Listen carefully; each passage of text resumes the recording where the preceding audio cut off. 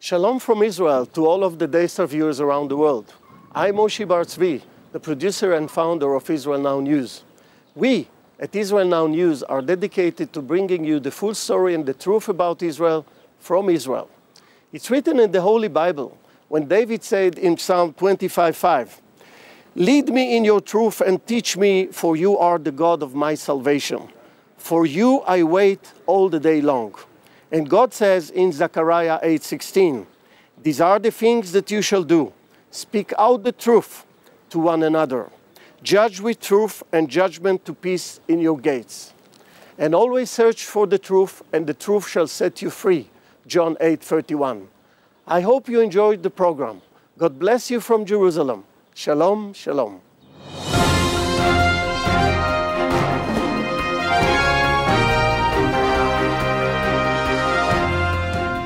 Welcome to Israel Now News. I'm Yochanan Elrom. And I'm Aaron Viner.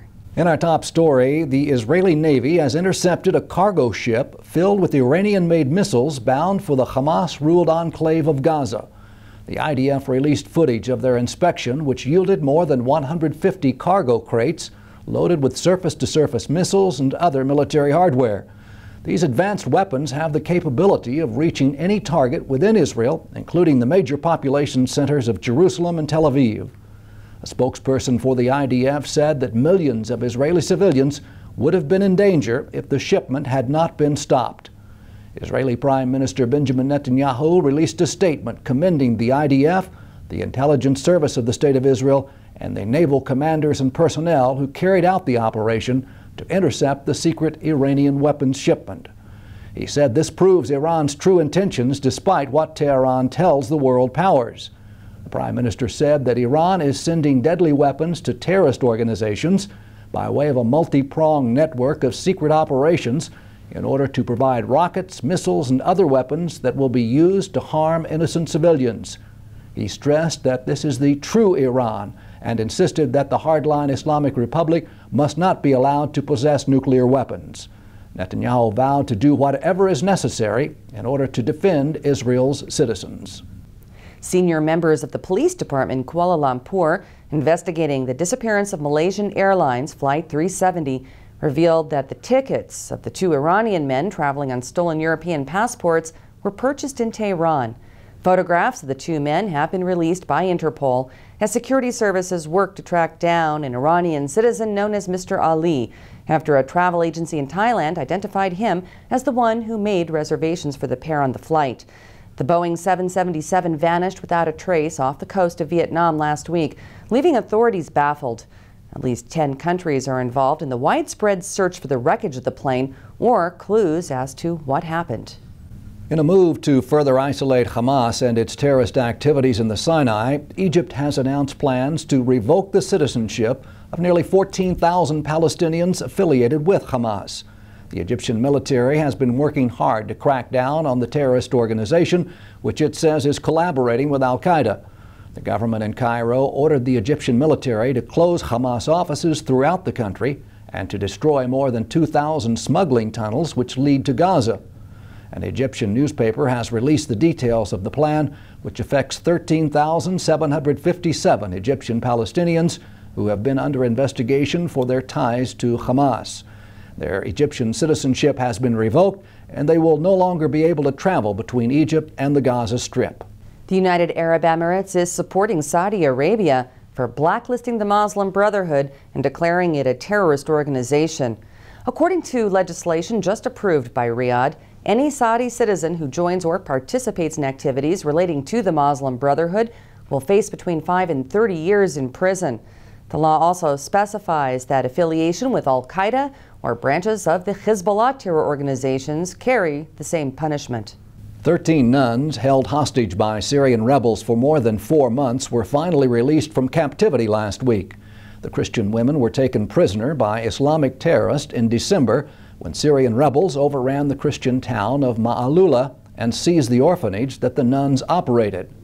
Lebanese news outlets have reported that the Syrian government paid the al-Qaeda-linked rebels $4 million for the release of the nuns. The regime of President Bashar al-Assad also reportedly agreed to free 150 women who have been imprisoned by the Syrian government.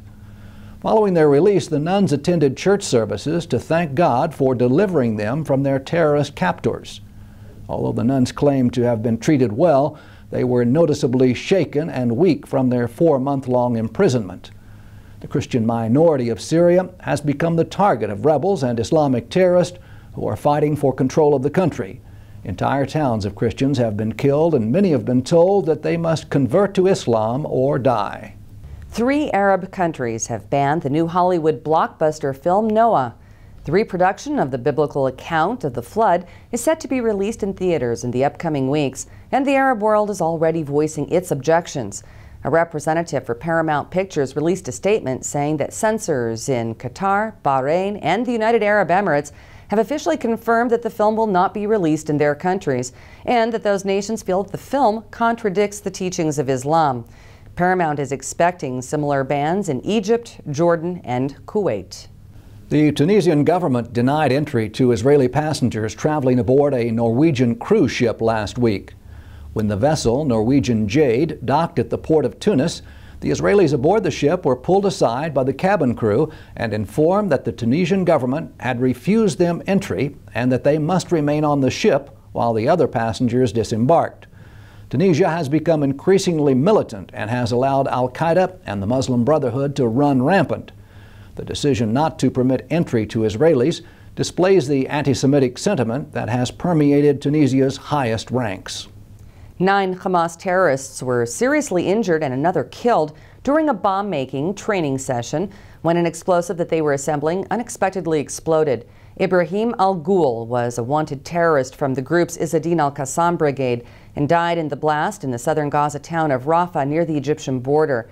In a statement posted on its English language website, the group called Ghul a senior field commander who was martyred after a long, bright path of jihad, hard work, struggle, and sacrifice.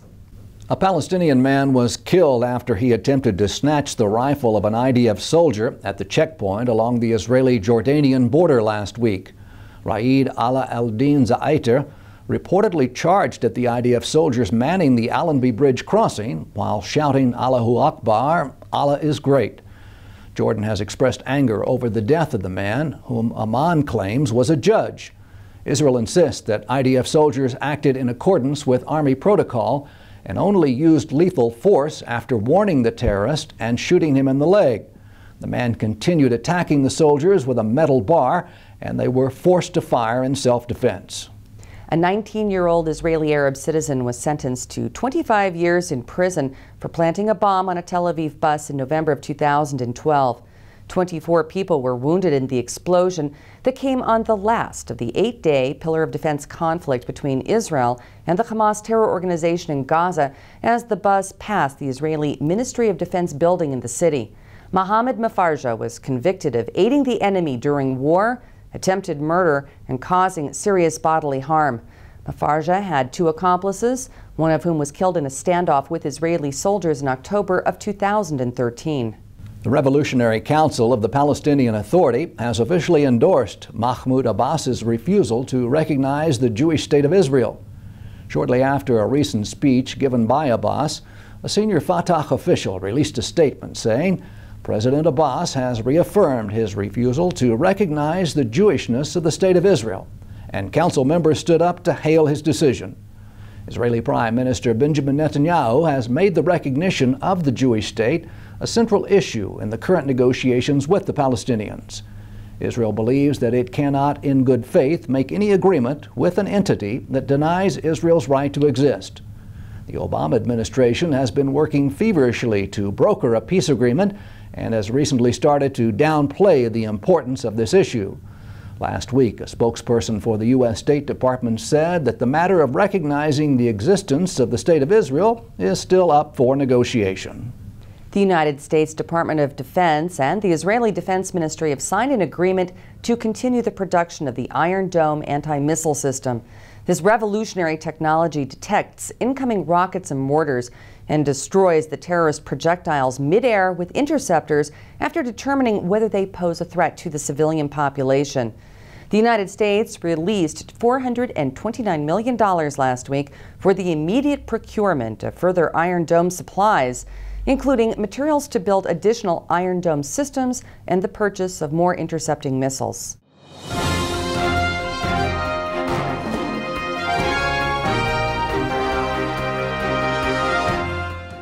And that concludes the news portion of our show. Stay tuned for Ask the Source with Josh Reinstein.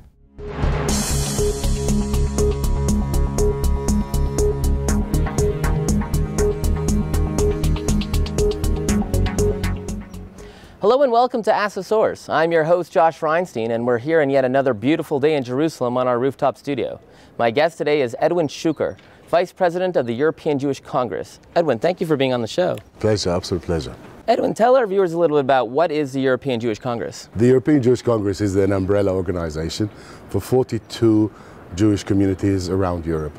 We are affiliated to the World Jewish Congress, and we are extremely active and very powerful within our remit, which is fighting against anti-Semitism and for the interest of Jewish communities in terms of like ritual slaughtering, Brit Milah, and things like that. You know, one of the issues that you focus on are the plight of the Jewish refugees. A lot of our viewers never heard of the term even Jewish refugees. Can you tell us a little bit about that? Yes, I am a Jewish refugee. I was born in Iraq. My ancestors have been in Iraq for 2,600 years. The Jewish communities around the Arab world have been there for millenniums, and only in the last 50, 60 years, 856,000 Jews were displaced. Their assets, it varies from country to country, but for the most, they've lost their assets, they've lost their heritage, their legacy, their shrines, their cemeteries, and mostly are here in Israel. They far exceeded in what they left behind than what the Palestinian refugees have left, and also in numbers there are more than the Palestinian refugees. Yet everyone has heard of the Palestinian refugees, but not many have heard of the Jewish refugees. And our job really is to educate the public and to put our case to your viewers, and I'm very grateful for this opportunity. You make a great point. You know, everyone has heard of the Palestinian refugees, but no one ever focuses on the even greater refugees of the Jewish numbers that we see when they came to Israel. Why do you think no one is focusing on the Jewish refugees? First of all, because we, Israel, and the other countries that we went to, we immediately started rebuilding our lives from scratch. I left Iraq, or I didn't leave, I escaped Iraq. I was, after seeing persecution of untold cruelty. I mean, we saw our relatives being hung in the public square of Iraq in 1969, January 1969. We saw them, they hung 10 Jews from that public square, and 500,000 people danced under their bodies. And so we escaped Iraq. We left our home, we left with the shirts on our back.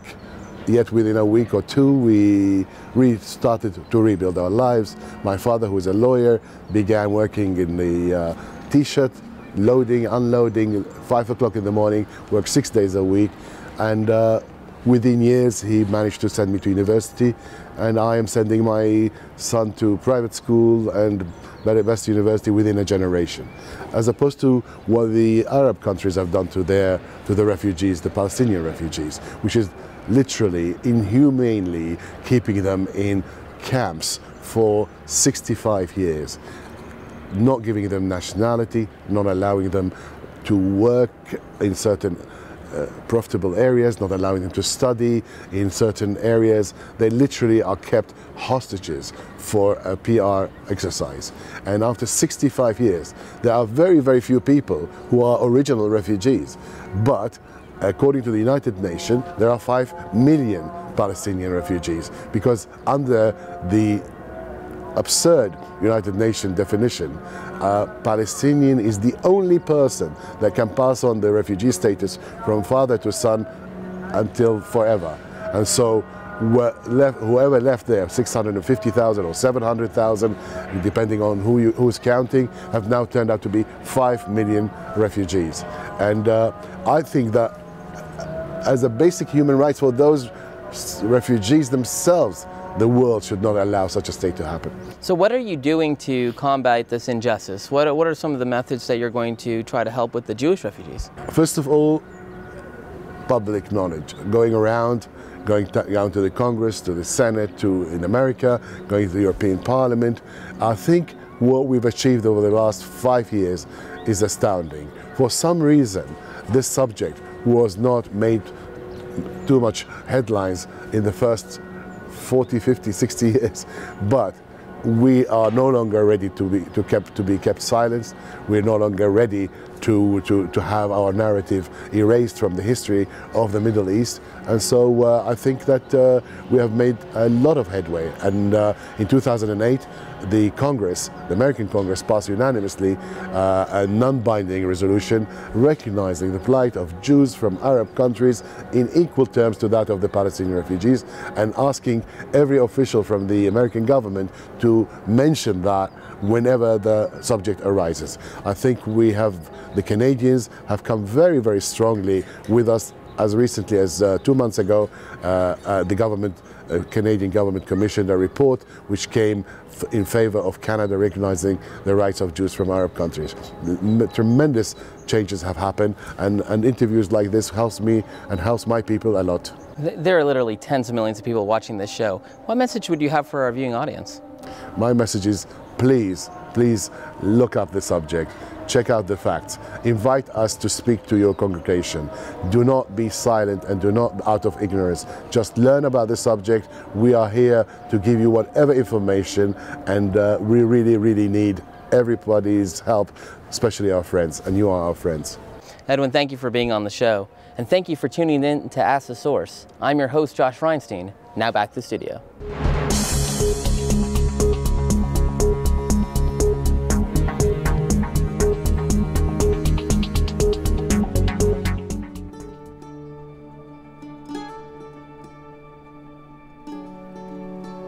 This is Jerusalem, Israel's capital city. It's an ancient and modern treasure that is beyond belief.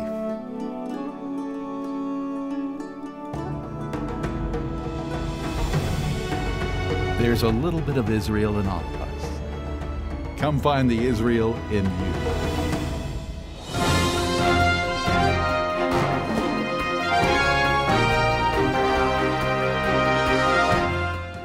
Up next, shining light from Israel.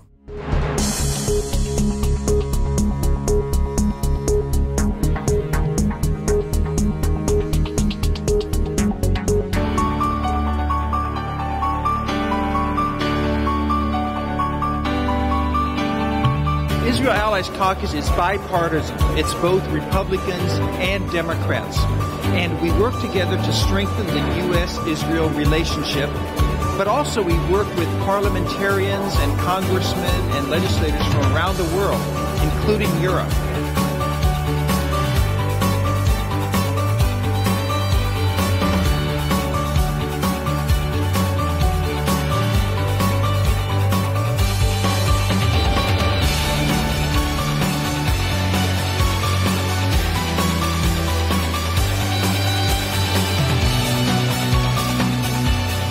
Countries like the United States should move our embassy from Tel Aviv to Israel.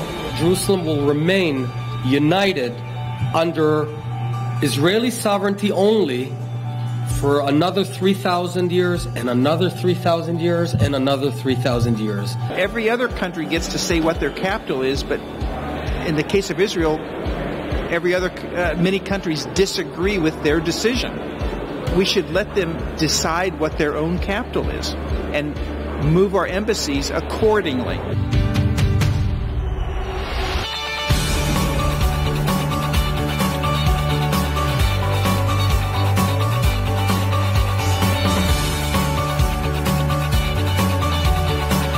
No one understands the gravity of Iran gaining nuclear weapons more than Benjamin Netanyahu, in my opinion.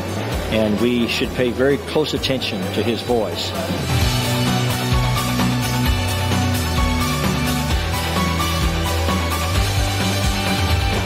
My one request is everywhere you are, speak up. You know, evil happens, as the dictum says, only when good people remain silent.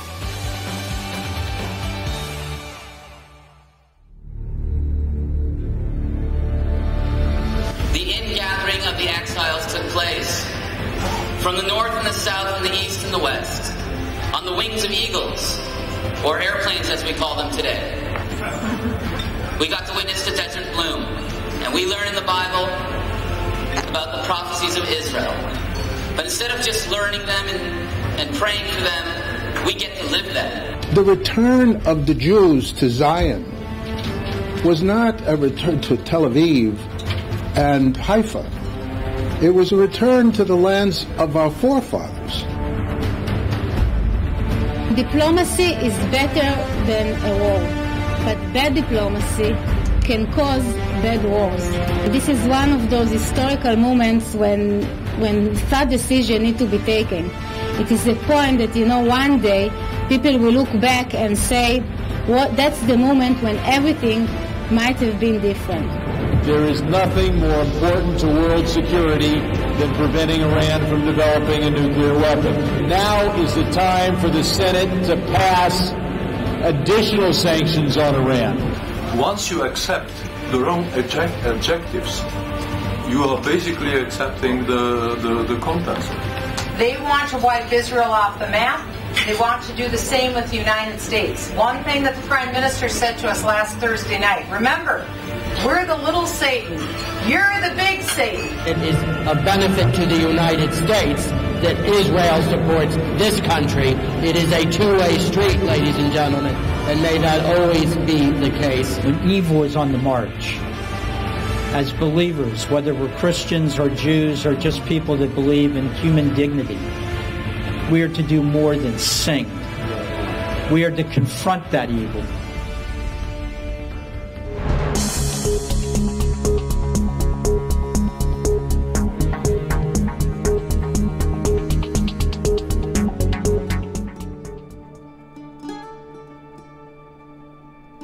Anywhere else, this would be a vacation by a lake.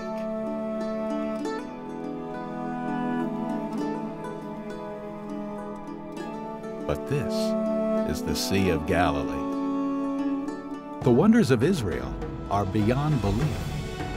There's a little bit of Israel in all of us. Come find the Israel in you.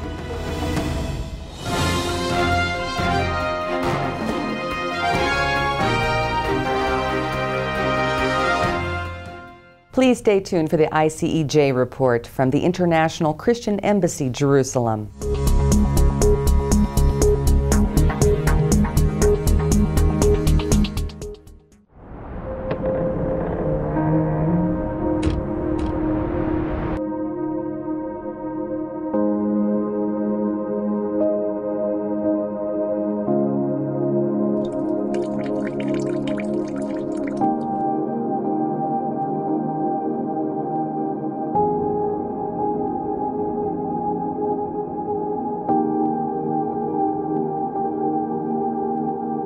There is a great need in Israel today, whether it's Holocaust survivors, youth at risk, or new immigrants. Our vision is to build relationships, to foster reconciliation, and to reach out with God's love by responding to the social needs that come across our desk every single day. Through the projects that we do, we hope to provide a better future for the people of Israel and to reach out with hope to those who need it most.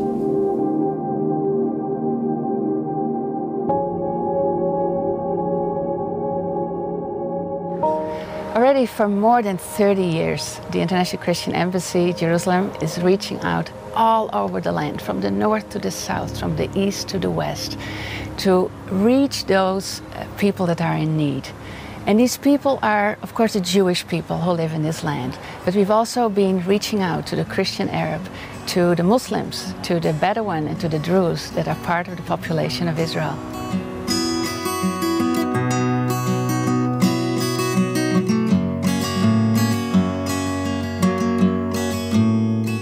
The ICJ has the incredible privilege to be part in the establishment and also the ongoing expansion of the assisted living community for Holocaust survivors in Haifa. not only find aging survivors a home, but the Christian support and involvement has touched their lives deeply and is giving them new hope.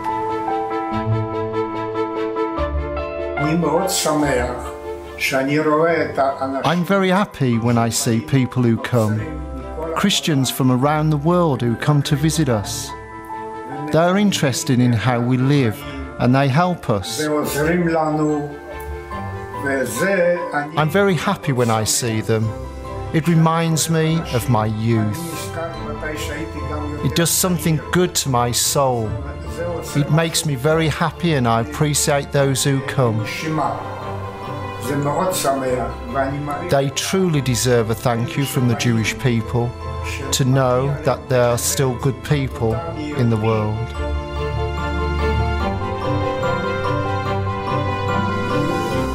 We've been engaged in educational programs and vocational training that enables young people, women, and minorities to get the tools that they need to have a better future and to break out of the cycle of poverty.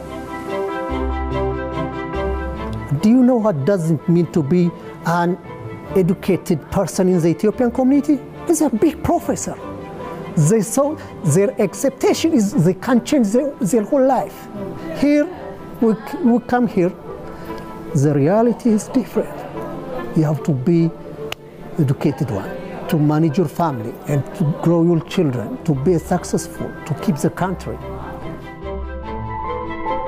I want to study, not all the time, but I want to get to the stage where I know everything. And there is no such stage.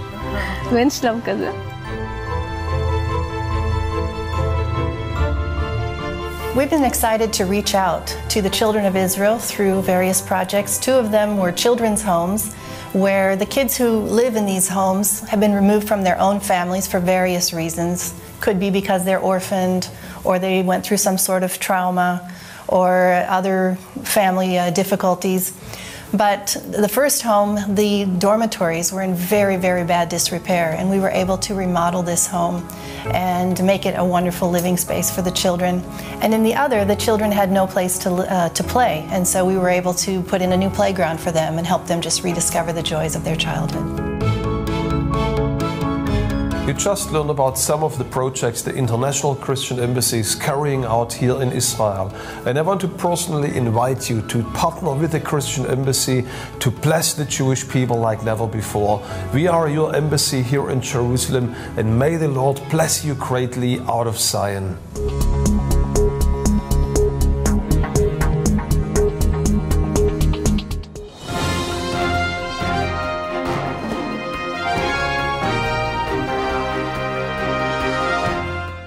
And that's all for this edition of Israel Now News. I'm Yochanan El-Rom. And I'm Erin Viner, reporting from our studio in Jerusalem. Please join us again next week for all of your Israel updates.